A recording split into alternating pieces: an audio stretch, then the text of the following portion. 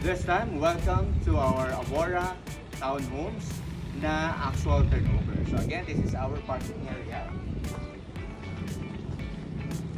Siyempre, 44 ang ating floor area at 50 square meter naman ang ating area. Again, this is our turnover. So sa sahig, meron tayong smooth finish. At sa ating wall, yan, painted na po yung ating walls. Kung ano na lang yung gusto yung pinturang ilagay, pwede na. Okay, so again, nandito yung ating toilet and bath. Kompleto na ito na fixtures. No, again, ang ating water faucet, ang ating lavatory faucet, and our shower fixtures. Yan. So, nandito din, no? Yung ating solar panel system. So again, ito ay ang best features para dito sa ating Amora unit. Ito yung ating service door.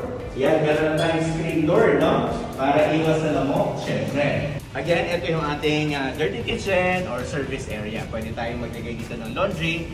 Ayan, no? So, enclose lang natin ito later on for security. Okay, let's check our second floor. Again, this is our stairs. Ayan, nakita nyo naman, no? May wooden panel tayo. At meron tayo dito handrails na made of steel. So, sa second floor, meron naman tayong provision for 2 bedrooms. Nakita niyo naman yung proposed na attic. No? So, most probably, this is our master bedroom at dito yung ating another bedroom. No? So, well-ventilated naman po yung ating project. Nakita niyo naman. At nakaabang na yung ating mga socket, including ating mga switch para sa ilaw natin. So, later on, kung gusto na expansion, meron pa tayong 4 to 5 meters sa labas. And again, andito ang ating rainwater tank for our harvesting. Available ba ito for pre-selling projects and RFO units? Yes, tama pong narinig nyo, no?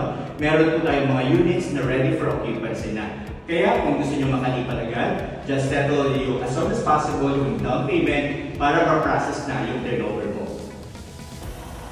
Kaya ano pang hinihintay nyo? Reserve na. Just contact Allwell Homes Realty. Sa Allwell, we will bring you home.